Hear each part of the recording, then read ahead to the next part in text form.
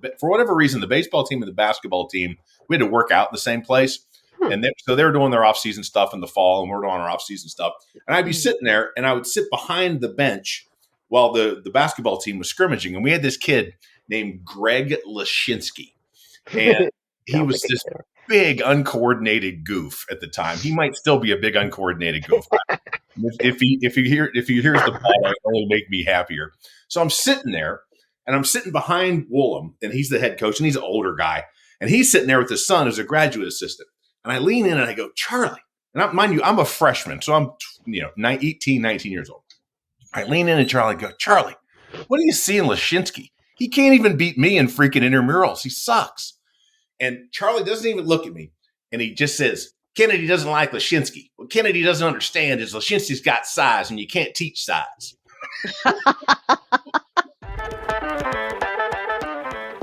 The Big Sale Illuminati, where some of the best in the business discuss what's worked, what's working, and what's failed in selling big sales. Our panel of experts includes Clarity Seeker, a black belt of brands, our snarky marketer, Monique de Maio.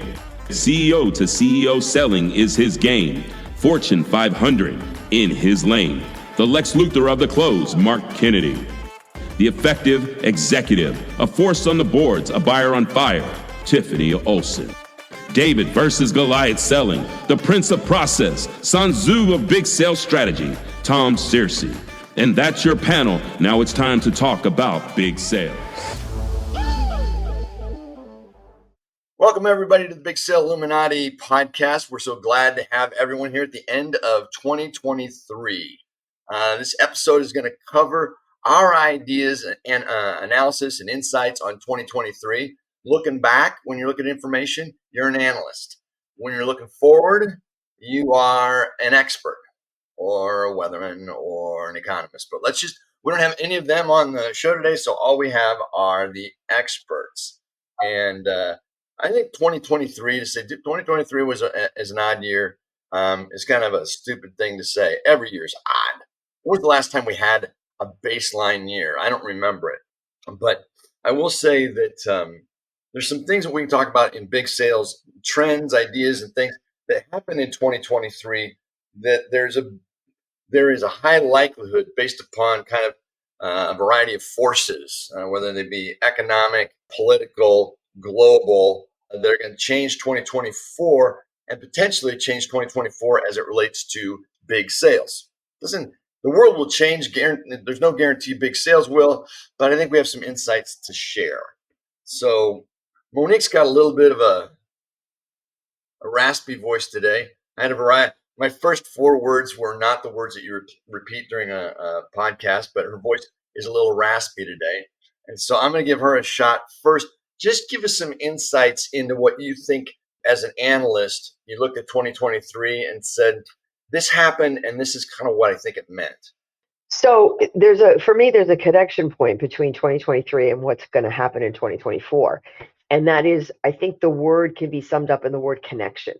I think brands across the B2B and the B2C sphere are trying to connect more personally with their constituents. And this year, I saw a serious uptick in the use of humor, celebrity endorsement, and the themes around social responsibility by B2B and B2C brands. And we can kind of dissect it. As an example, humor used by traditional, like 1Password, which is a cybersecurity, brand. They use enormous amount of humor in their campaigns to try to connect and differentiate. I have humor and celebrity endorsements with, let's say, you had Tinder using Jonathan Bennett, you had Travis Kelce and DirecTV, you had Dean's Beans, you had Warby Parker, Netflix, and Spotify. They're all using the combination of either and or celebrity or humor. Even Pfizer took a crack at being funny. Wells Fargo, Vodafone, IBM. I mean, everyone's trying to get into this. Let me differentiate myself by making a human connection with my customer or my client. And so that's what I saw across the board. And you think that's going to continue or even accelerate into 2024? I do. I very much do, based on what I'm getting from clients asking us to be, take the foot off of automation as a mass play, but but getting more specific about, higher touch, more intentional, organic outreach to specific people that mean something to them. That could be high level prospects versus suspects. I think that's where the calories are being spent. It's interesting. I think about those endorsements. I mean, I never thought that we'd see some of the people that are out there doing endorsements. And then there's the other people that you can't get rid of, like Kevin Hart or Shaq. These guys would honestly, they wouldn't endorse a ballpoint pen. I think we're going to see twice as many endorsements from Bill Belichick in 2024 as we did in 2023. So we're going to get more connected. We talked in recent podcasts in the world around multi-channel. How do you think that will play out, that idea of connection and sponsorship and celebrity and all those kinds of things that you were bringing up? Will it play out differently in an increasingly multi-channel verse? It's going to have to be a multi-channel. It's going to have to be, commerce. It's a table stakes conversation. It's no longer a nice to have as far as the brands are concerned. If they don't deliver upon that, they've lost the race.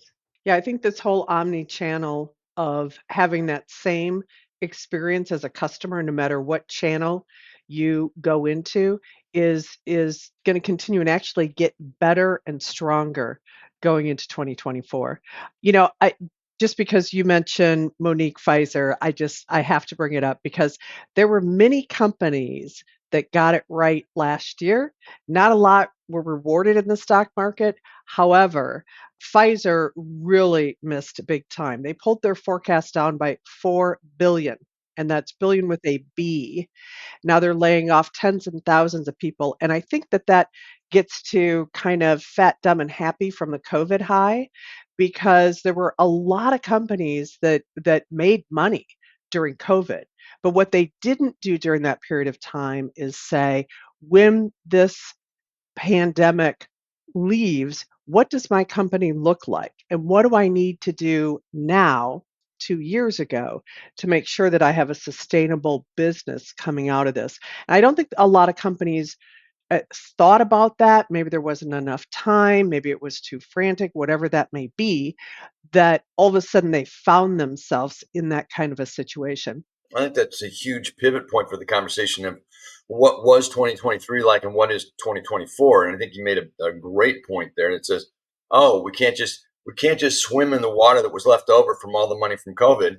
Now we're going to have to go into 2024 and we actually have to go make money. My perspective from the companies that we talked to, the research we've done, and et cetera, is that 2023, much of the energy was on keeping your customers, keeping them as close to the volume level that they had been before. It was how do I sustain that customer base? Do I have some of them? Do I have to decrease prices as my own price of raw materials comes down? Do I have to pass that along? Do I need to make deals, offer things, expand contracts? What will it take for me to keep on my clients? That's, I think, your point. I think that has run its runway. I think we're looking at 2024 as a period of time of new logos that people are really going to put the energy into. It's not that anybody stopped looking for new logos, but I think it's going to become the focus of let's stop leaning back on our former customer base for revenue and let's start attacking to go ahead and grow the revenue. I actually see 2023 as this big reset year. Because if you remember back in January, we were coming out of COVID. There was like a new normal that people were trying to find. There was still a lot of big uncertainty, geopolitical issues, the Russian-Ukraine war, inflation. There was still a lot of the supply chain uncertainty and still kind of weird partnerships that had formed during that time. I see those things changing in 2024 to being more stable, but also remember the very, very beginning of 2023 with the workforce. So there was the rage quitting, there was quiet quitting, there were increases of wages 40+%. I mean, look at what happened in the automotive industry. This whole decision on whether you do hybrid work or not, and then that impact into selling. So I think that all of those things were huge in 2023. They've now formed a little bit of 2024 going into 2024. I think the quiet quitting has actually been something I've seen for a very, very long time. It happens at the vice president level of most Fortune 500 companies. It just got named. That's the thing. It just got a name. Actually, what happened was they innovated. What they did was they quit, but then they went and got another job somewhere else. They just didn't tell anyone. Now they've got two jobs. I would say that there's an old joke about someone's touring someone through another guy from another company through his company and looking around saying, "How many people work here?" And the guy says, "About half." Yeah, one of my favorite jokes, because I ran an operations shop and a couple thousand people, and you're saying, "Gosh, if everybody worked, we'd make twice as much money." But you talked about labor. How will that affect the commitments, the finances, the expansions for people that are selling big deals inside 2024? Or did we go through all those changes in 2023? I actually think that we went through a lot in 2023. Right now, there are a lot of people that have been laid off. The job market is a lot tighter. So I think for 2024, especially as it relates to sales, I think that most people, whether or not they're working in their job, may be another topic, but that most of the jobs are filled. People are moving a little bit less in the marketplace, which means that relationships, that if you start a relationship in the beginning of the year, most likely that person will still be there by the end of the year. So I think there's more stability. I don't know. Mark, what do you feel? Labor wise, we had more stability in 23 than we had in 22.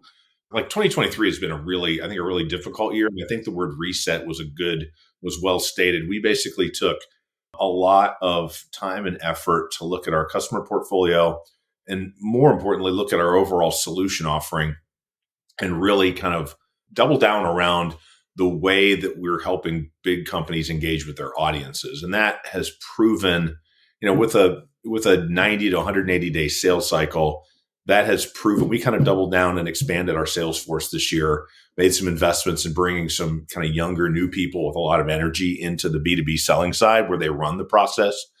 And that has really shown great promise for 24. But 23 has been like 4 steps forward and 5 steps back. It's been a lot of tread and water.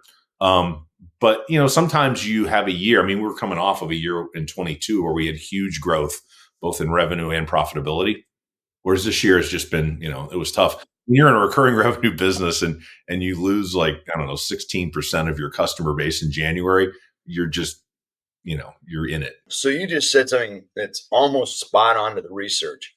From the measurement of 2023 to 2022, average size of a deal for big sales that's out there had reduced by just over 12%. Okay. So the size of deal had reduced by 12%. The frequency in which they converted, which means they went from one company to another, all right, was reduced by 36%.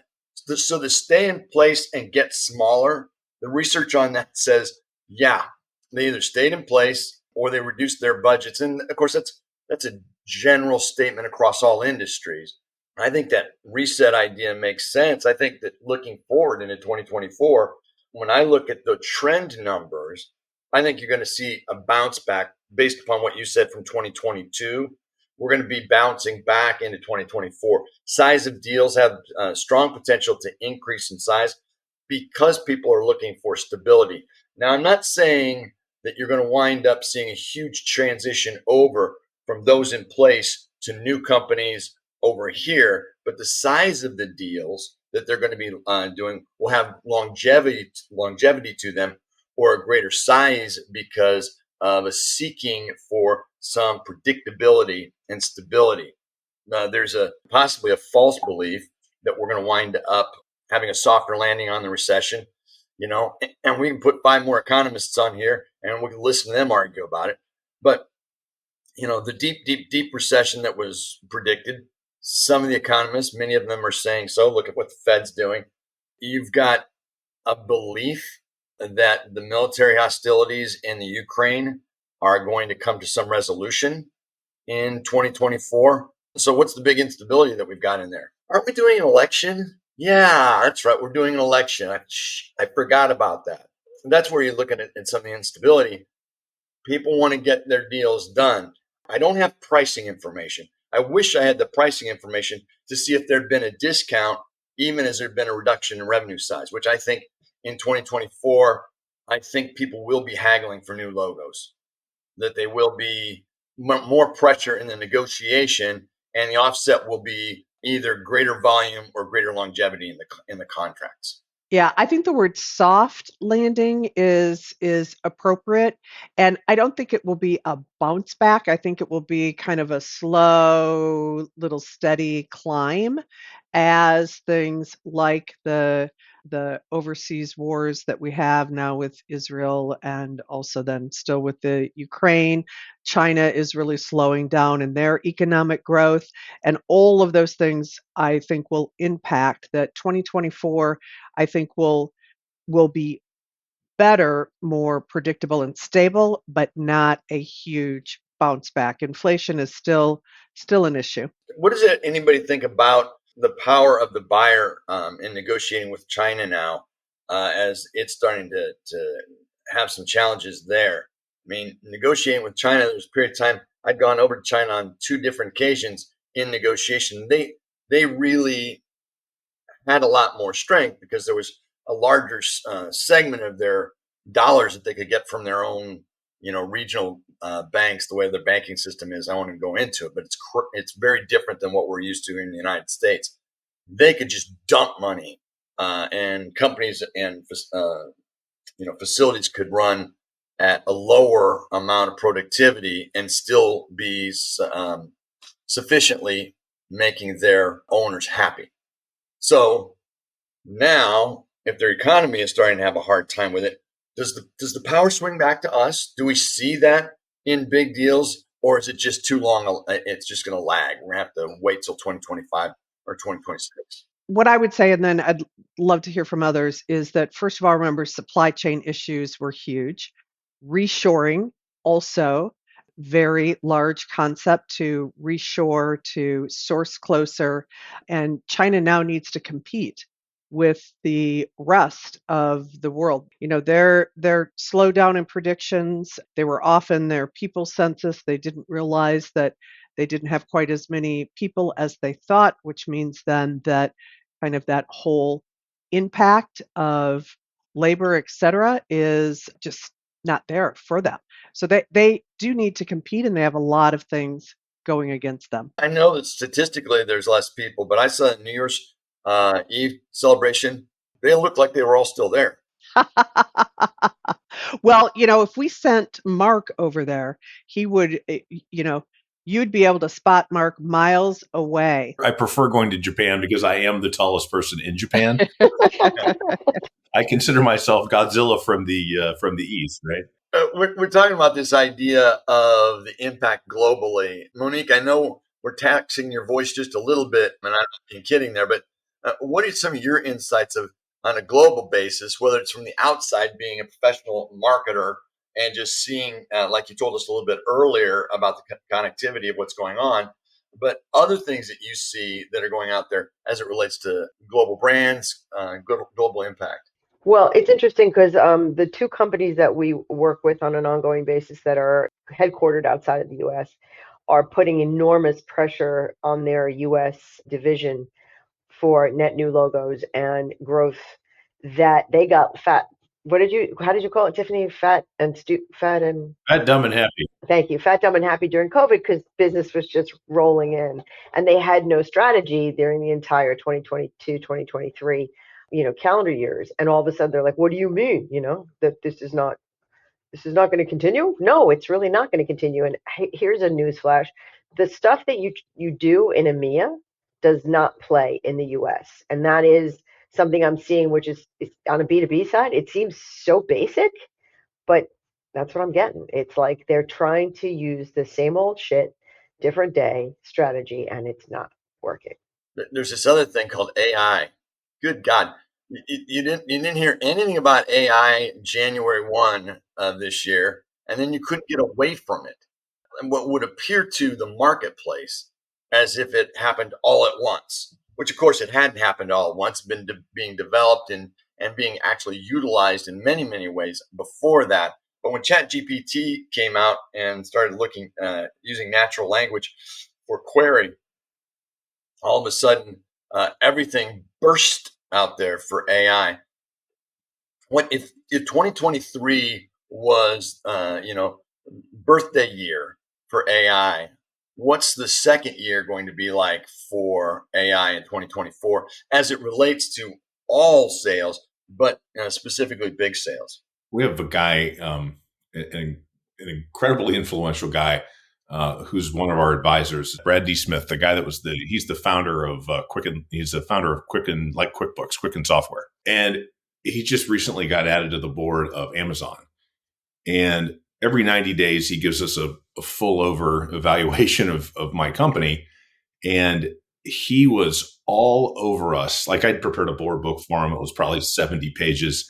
He probably read, I'm sure he read the whole thing, but the only thing he wanted to talk about was what's our stance on AI and what are we doing to help leading organizations understand and apply it.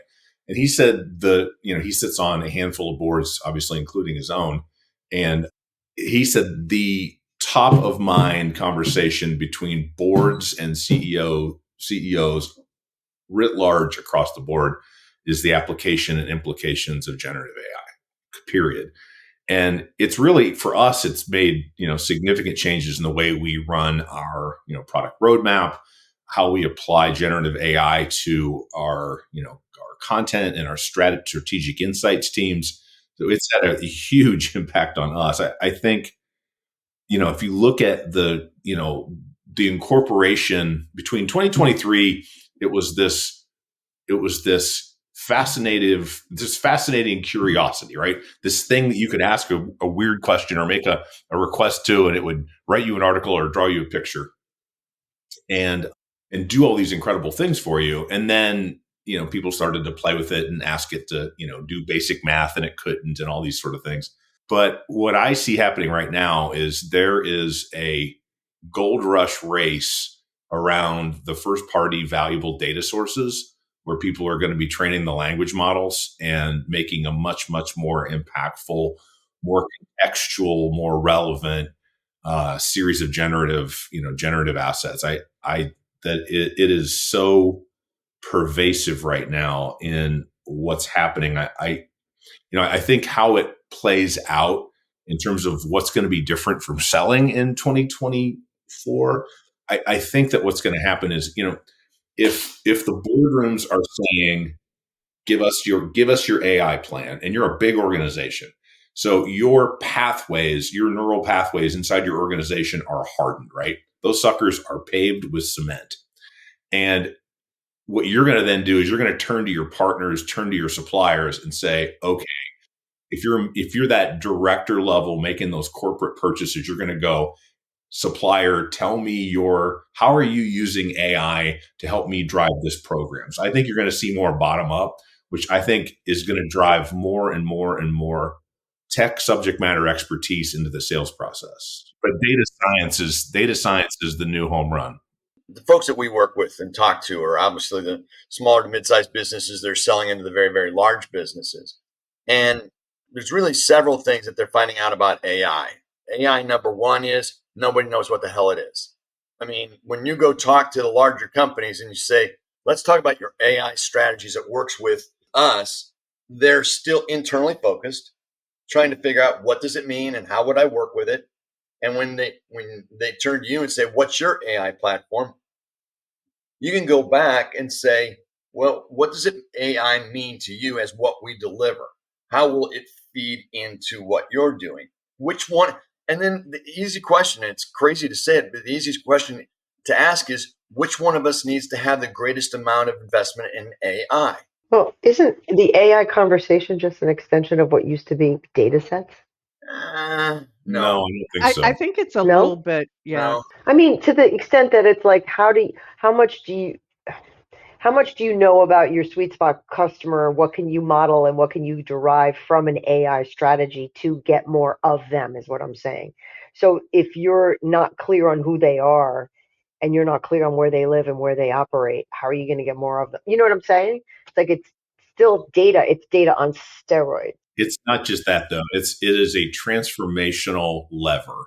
Like I'll give you an example. I've got my youngest son is he should be a senior at Cal Poly in San Luis Obispo. He's a computer science kid. And he uses generative AI to write most of the Please don't say his papers. no, his code. Like generative AI can turn a normal developer into an 10x developer. Like, and Bryce is an incredibly creative kid, but he's not a 10x kid. But with generative AI, and he's got the latest subscription to Chat GPT-4 and all that stuff. He does incredible volumes of work in amounts of time that would have taken forever for anybody else. So just that basic productivity leap is going to throw every pharmaceutical company that far forward. Every that are doing the drug modeling, every software, every SaaS, every application SaaS. Yeah, I do want to say and get back to Mark's comment, because as the buyer on fire, I want to come in as the board member on fire, because that's going to get our listeners to be the rep on fire. But the big boardroom discussions that are occurring are AI, but what is the corporate governance around AI? Who monitors? How does the IP work? So if I'm in pharma and I have AI, some other type of a cloud service, and I develop IP, who really owns that? So there's many of these kind of legal type of issues, and companies are just starting to get policies around it, which are monitored by the board, along with cybersecurity. The SEC has new reporting regulations and guidelines around cybersecurity and what needs to be disclosed. So those two topics, cybersecurity and AI, are really large board topics. So if you're selling something, and almost everything now today can intermingle into those two topics, it's really important to address those key issues. Well, I mean, the governance issues is, and I really hadn't thought about it the way that you're putting it. And you're, of course, you're right on it. And that is it seeping into the big sale discussions, right? When people are buying, first of all, I'm seeing more of the product and service purchases having to go to board level overview.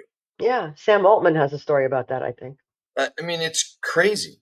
I mean, it didn't make any sense to me. I let it go. I just let it go. It was there, and I could have picked it up, but I'm still down in Miami with you and your earlier voice. So I've got a question for you. I think this is a really important one. It's a cultural question. It is a technology trend question. So one of the things that's happening right now is there's a war that's going on for the user interface to access information. The current default user interface is the Google search box, right? You go to Google, you type in what you're looking for, it gives you a list of the blocked list of chunks of 10. And you get a headline, you get a byline, and you click your way through them, and you get some extra features and functions. Versus the chatbot text interface that you ask a question and it gives you the answer. If you're a brand, which of those two are you leaning into? What scares you about that? Because I see this all the time. The real challenge the GPTs, the text interface is throwing is it can completely disintermediate a brand from presenting itself at the early stage awareness and consideration stages of purchase. Are you seeing anything what are you seeing out there about that? Because that from in my world is what we're wrestling with right now. What's going to be the interface for accessing information? Because brands are trying to live there and they stand a great chance of getting disintermediated. Absolutely. I think that's where your business is going to go take off, because if there's any chance that you can impact the algorithms by putting out content that is supported and that is written and positioned and messaged the way you want it to be, you're the guy that's going to drive the bus. That's what I say. Because think about it. If you leave it to the pure play algorithm, the brand is being disenfranchised, disintermediated, whatever. So you've got to drive the content in a way that's going to yield you those results. I think it's you. I mean, I just stepped right into the trap. It's not a trap because it's not. But no, I'm just saying you're right. That is going to be the future. The citation, the brands that are investing in great content that gets indexed by the chat, by the generative AI tools, right now the citations aren't good, right? I mean, you don't know where that content came from in many ways. You don't really in Chat GPT as much as you can in Google's Bard. It tends to do a little bit better job with, citing where the content came from, but that is it's got, I still think the economic model for generative AI at the consumer access to information level is still working itself out, right? Well, so let's try to put a tent around what we're talking about for 2024 and beyond around AI. When I talk about big sales and companies are looking at on big sales, and I said earlier, the people to whom they are selling don't really understand their own AI, what AI means, or how to interface with it. I would predict that 2025 for my customer base will be a bigger year of that conversation. While in 2024, people, like as Tiffany said, as boards are trying to say, God, how do we get our cybersecurity around? How do we go ahead and get our compliance around? How do we get, in some ways, that if there's IP that there's gathered in there that we can hold on to, how do we do that? I mean, it's going to be a field day for IP attorneys. I mean, honestly, I think the next 3 or 4 years we're going to have more attorneys, but fortunately, they're going to be in your boardrooms, not mine. I looked at that as AI as it is inside of the customer base that we work with. But how do you see it? And we'll finish with Tiffany, because we need to figure out some other things other than AI. But Monique, do you want to jump in on what we're talking about? Yeah, so 2024 is going to be an extension. I think that the challenge right now on deck is that the creators of the products are trying to, and solutions are building in the AI components to make that connection seem more organic and seem much more one-on-one versus one-to-many. So they're going to figure out a way to make that human connection to all of their customers and prospects in a meaningful manner. And they're starting to do it. Think about the personalization that Amazon gave you 10 years ago and you were super, super impressed with. Well, take that, put it on steroids, and then apply it to everything that you do as a consumer or a business to business partner. So when you go to Spotify, you're going to get your AI created personalized playlist. When you go to, whether you're going to Warby Park or Patagonia or whatever, you're getting a personalized level experience brought to you by an AI driven solution platform. Everything is going to be like a higher level connection, but on an everyday basis. You're going to take it for granted that everything you touch, everything you consume is personalized to the level that you want it to be. And in 2024, that leap Right. will be made in a significant way. Not complete because it's AI, it's generative, but a significant way. Mark, what do you think? I think you'll see in 2024 the folks that have been the most aggressive and the most innovative around AI. I think you're going to see separation from the winners and the losers. You're going to see the organizations that are either going to be like, they'll take and go after their 80% of their call center folks, they'll go after with AI. They'll keep 10, 20% and do the work of the rest. That's the lowbrow stuff, right? They're going to it's just like when you automate, like in agriculture, or when you automate in the industrial revolution with mass production. There's a huge, like, the bottom low value add moves out quickly. And those folks have got to there will be retrenchment on that end of it. And then on the upper end, you're going to have the folks, which is where technology usually takes us. When you get, when we got the cell phone, people do more with what's on there. So you're going to see the top end tech folks kind of take off from a functional perspective, a capability perspective, more specificity around the market, because people now have, basically an unlimited amount of resources to develop where they're heading and drive that creativity. You're seeing lower barriers for folks who can actually do some of the content, do some of the development that couldn't ever do it in the past. So I think that's what you see. I think you see the haves and the have-nots start to separate themselves 2024, and I think it'll put tremendous pressure on some of the incumbents, the big ones that are still tripping over governance. And I'm not discounting governance at all or dismissing it. I'm just saying the people who are the most aggressive, who've learned the most so far, I think they'll separate this year. I think, Tiffany, you kind of hit on the major points on 2024. Here's a curiosity about money. And what I'm saying is that one of the things that the access to money, the fear of money on a larger scale because of banks and because of inflation and because of all the rest of that stuff, how did that impact 2023, and based on the statistics I gave you earlier, will it get better in 2024? So there were less large M&A deals done in 2023.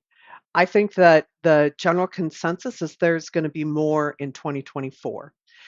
A lot of private equity has money that they can certainly put to good use.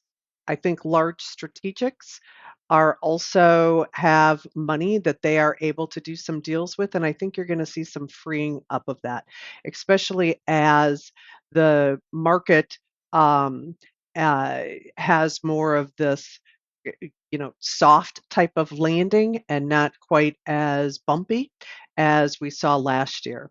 I also think for 2024, some of the concerns in the boardroom, ESG, which is environmental governance and social. So around the climate, there are new climate related disclosures that companies need to do. And I think that areas of how your product impacts climate or social issues, again, are going to be definitely hot topics. The other thing, and I'll just kind of close with this one on my thoughts, is that people are looking for more constant revenue. So instead of one-time sales, more subscription-based type of products to sell. So that's also an area that I think we're really going to see for next year. Monique, as we look at what you've got inside of that, how does that show up for you? I think that's what I think in 2022, I saw more deal activity. 2023 was a total lag from the customer base that I saw, and then it seems like they're ramping up again in 2024. There's interest. There's curiosity. There's let's get the deal done also before the election. It seems that that's sort of the time frame that people want to. And I feel like a lot of people were just like the AI kind of got them like deer with deer in headlights. It was, what are we going to do about this? Is it going to well, deal with it? Yeah, I mean, the thing I thought was interesting about that was frustrating about 2023 was the expectation of recession. It was one of those self-fulfilling prophecies, right? If you expect something to happen, you pull back, other people pull back, you can create your own reality. But that was the strangest thing because you had, we had some of our clients that should have been in the absolute toilet expanded their business. I mean, interest rate dependent organizations, right? They actually doubled down and really, really went after market share. Whereas, organizations that were less dependent upon that were terrified, everyone expecting consumer behavior and consumer spending to fall off. And I mean, look, the one thing I think you can always count on is the U.S. consumer is going to spend money whether they've got it or not. That's a great line. That's exactly right. They're going to spend money whether they have it or not, or whether they should or not. You're absolutely right. Until at some point the party's over, but hopefully then it won't matter, but we don't know. Amen. No. That's true though. There was like sort of this, like, we're not going to open up the budgets conversation the entire year. And now I've got a couple of clients that are like, can you allocate some dollars for me for 24? Yeah, sure. I have people I mean, everybody runs into this, I think, that deals with Fortune 500, but I have a handful of customers who are like, oh my God, we had all this extra money that I don't want to give back at the end of 23. Can I prepay 24? Can I do X, Y, Z? You're like, yeah, we can do those things. Yes, the answer to that would be, of course we can take your money. So the big sale data points for 2023, the actual size of the big sales dropped by 36%. 36%. And the close rate dropped by 15% in B2B selling. So what that meant, just less sales being done. I think that means that there's going to be more to do in 2024. And by the way, for full disclosure, this whole AI thing, it gives me a splitting headache because it's so pervasive, but it's so freaking important. And, I'm just like, oh my God. And in one moment, I'm thinking to myself, this is going to be the greatest thing. Like for companies and brands and individuals and even countries that are curating their brand narrative and are investing in content, it seems like it can only be a good thing. Like for an information tool. Like, it would be insane for a tool to completely obfuscate the underlying brands from the purchase process, right? I mean, there's just no way the brands are going to take that. They're not going to accept that. So on one hand, I think it's great for us. On the other hand, I'm like, oh my God, if this goes down that way, some of the stuff we do would be completely irrelevant on day zero. I mean, it's nuts. Positioning and overall messaging has been, in my experience this year and leading into 2024, a much more important part of the conversation, where we're not talking about the table stakes and the tactical execution stuff being like their priority, where it used to be like, well, we need to do all this stuff. It was much more the thoughtful approach to, what do I stand for? What is my key message? What is my true position in market relative to my competition? There's more calories being spent on that, which for me is great, because the other stuff makes me crazy. That's the stuff that's important. If you don't have the fundamentals, you're going to be commoditized pretty quickly. So I agree with you, Mark. I think that there's more time and energy being spent around,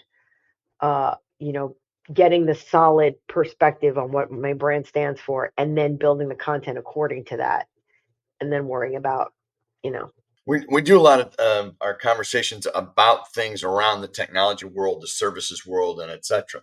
There's also this world of big sales around sales to government, construction, as it relates to overall, new buildings and new manufacturing and new, all that kind of stuff that's out there.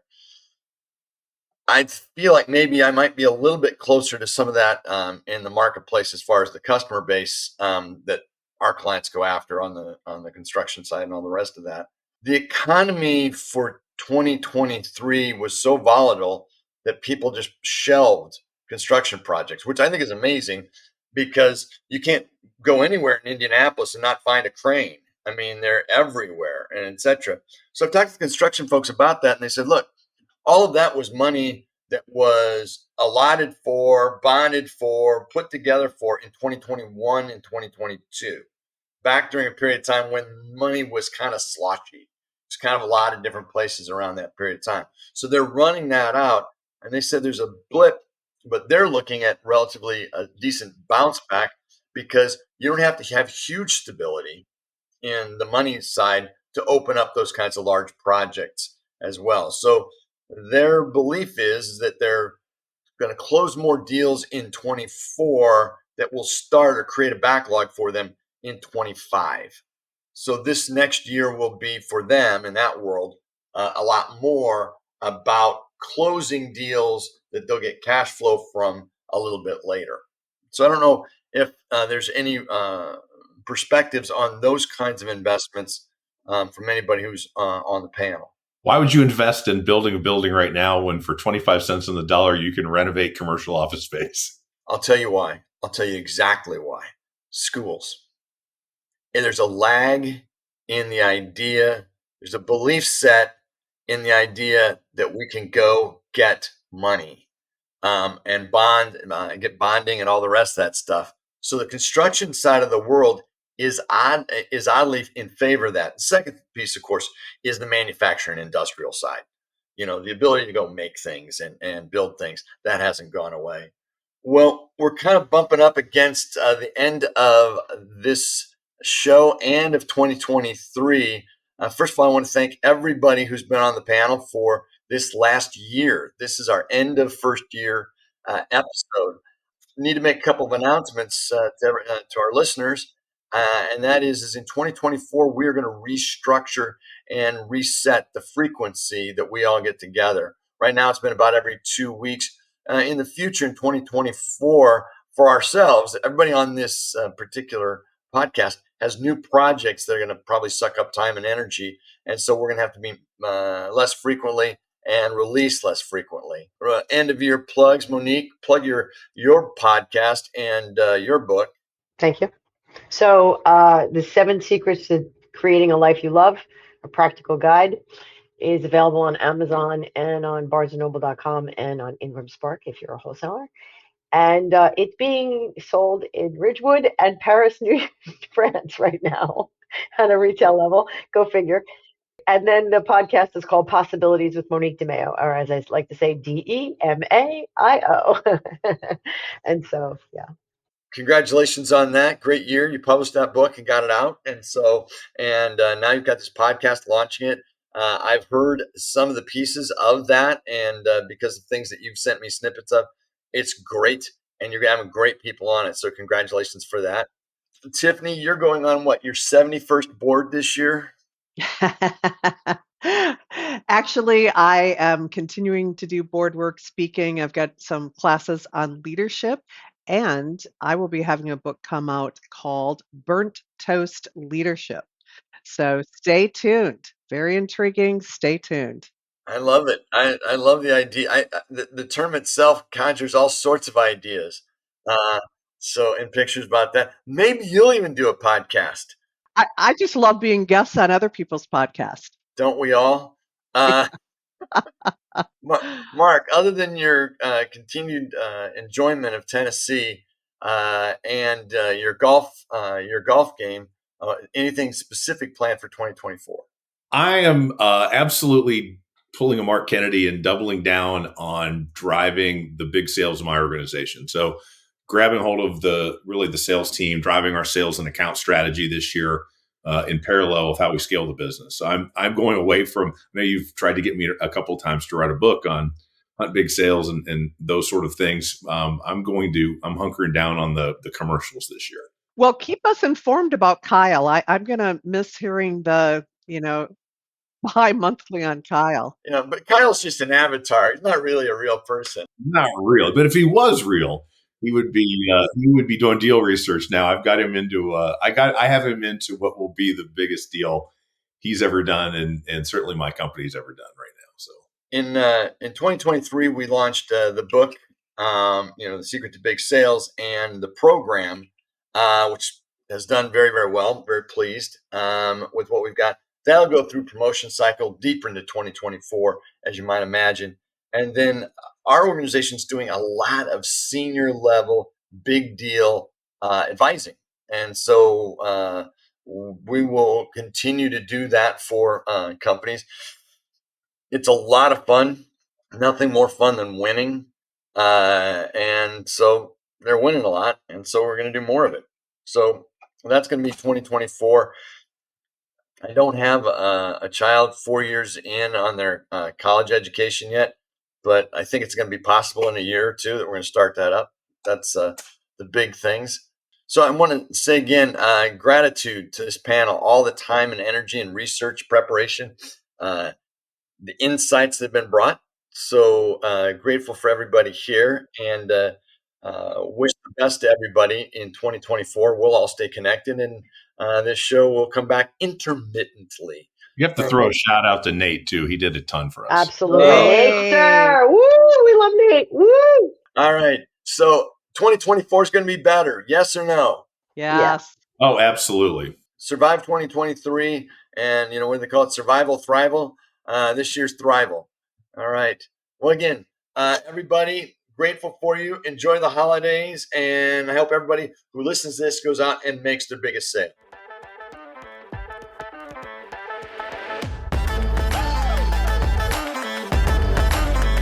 Thanks for listening to the Big Sale Illuminati podcast. If you like this episode, give us a thumbs up and let us know in the comments. Also, be sure to subscribe to the podcast on whatever platform you're listening on. Until our next episode, best wishes on your big sales.